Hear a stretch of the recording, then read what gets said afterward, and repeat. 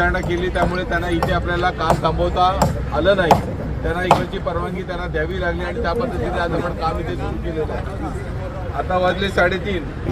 आता त्यांनी मला नोटीस बजावलेली आहे की इकडचं मैदान देखील आम्ही तुम्हाला नाकारत आहोत आणि तुम्हाला याच्या जागी तुम्हाला खारघरचं मैदान हे आम्हाला कदापि मान्य नाही. मराठा क्रांती मोर्चा महाराष्ट्र आणि मुंबईतर्फे उद्या सकाळी इथे 10 वाजता ध्वजारोहण आम्ही करणार म्हणजे करणार. त्यांनी बजावलेल्या नोटीसला मी उत्तर देईपर्यंत इथे कुठलंही काम थांबता कामा नये.